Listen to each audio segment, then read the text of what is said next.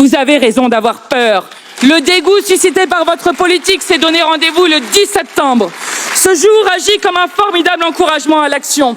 Le mouvement aura obtenu une victoire avant même son commencement, la chute de votre gouvernement et la défaite de votre budget.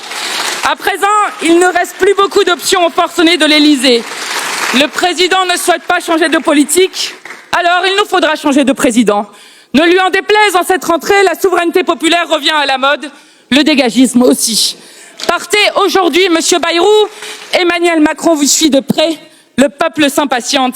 Il a tout un monde à inventer. Le gouvernement Bayrou a été sévèrement battu et son budget de violence sociale et de cruauté a été défait.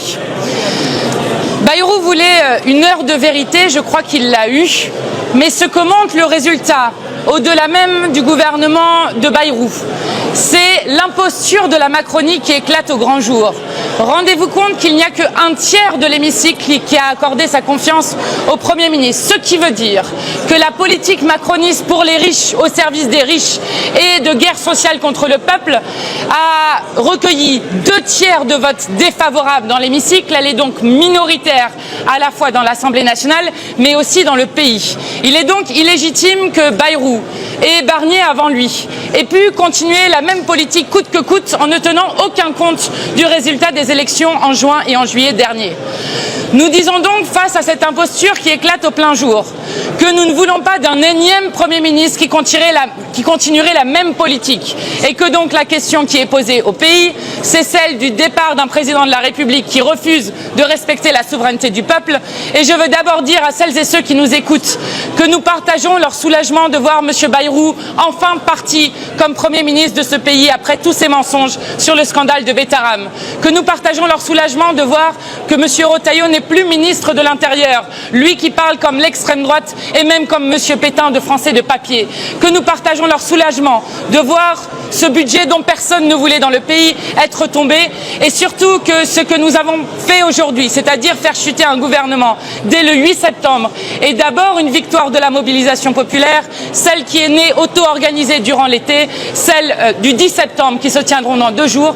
Le groupe parlementaire insoumis déposera demain une motion de destitution du président de la République car le problème pour le pays et le blocage pour le pays c'est lui et dès le 10 septembre nous serons partout aux côtés des Français et des Françaises qui bloqueront l'économie du pays pour dire maintenant ça suffit. C'est la séparation avec le PS qui serait à gouverner? Oui, je crois que tous ceux, et je l'ai dit dans le discours, tous ceux qui iront sauver le soldat Macron tomberont avec lui.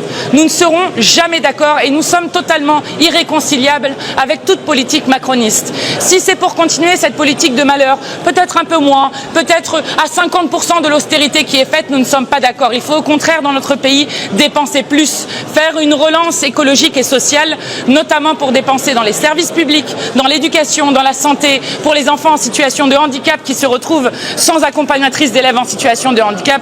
Tout cela est une honte pour notre pays. Si le président de la République n'écoute pas justement les... Attendez, il y a 2 questions. Mais écoutez, nous laissons 2 choix au président de la République. Soit il peut être destitué, soit il peut démissionner. Mais vous comprenez que nous avons un problème réel avec la Ve République et avec le fait qu'un homme seul puisse décider pour tout un peuple, ce qui s'est passé avec la réforme de la retraite à 64 ans.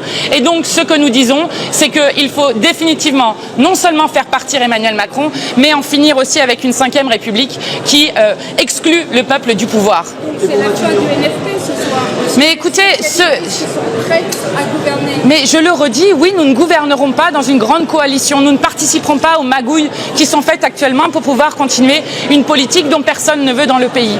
Nous ne participerons pas à aucun gouvernement qui ne portera à un programme de rupture. Et comme je l'ai redit aujourd'hui, les Insoumis ne se vendront pas pour une place dans des ministères. Est-ce que vous voteriez la censure contre un gouvernement socialiste? Mais écoutez, nous demandons à ce que Emmanuel Macron parte. Comprenez que nous avons un problème. Si le pays se retrouve avec tous les 3 mois un gouvernement qui tombera, vous comprenez que ce n'est pas possible d'attendre jusqu'en 2027, d'avoir une instabilité telle que, puisque le président de la République refuse de reconnaître le résultat des élections, eh bien qu'il nomme un à un des gens qui sont chargés de faire toujours la même politique. Nous ne sommes pas d'accord avec cela. Quand il y a un blocage dans le pays, quelle est la solution? retourner devant le peuple, retourner aux urnes et faire en sorte que les Français et les Françaises puissent trancher entre les grandes options qui se présentent pour le pays. Monsieur Bayrou, c'est parce que plus personne ne votait pour vous, vous êtes devenu la pom-pom girl de Macron? Qui vous êtes, monsieur? Mais je suis le journaliste de rue. Ah oui. Parce que vous feriez rougir le maréchal Pétain de la façon dont vous avez vendu votre parti, votre collaborateur, je sais pas, votre femme Je ne avec sais ou pas, quoi? qu'est-ce que vous faites dans la vie? Mais je suis... Excusez-moi. Ah, non, ne me brusquez pas, monsieur. Je ne vous bouscule pas. Ouais. Qu'est-ce que Mais vous me touchez déjà. Dans la vie. Je suis youtubeur, j'ai une chaîne et j'expose... Alors dites-moi l'adresse de votre chaîne que je vous regarde, ça m'intéresse. Isadora Duncan. Ouais. Isadora Duncan. Il n'y a vraiment plus que les Palois pour voter pour vous. Est-ce que vous avez une écharpe? Non, j'ai pas d'écharpe, non. Très Voilà. bien, Parce que vous aimeriez que je meure comme elle, c'est ça?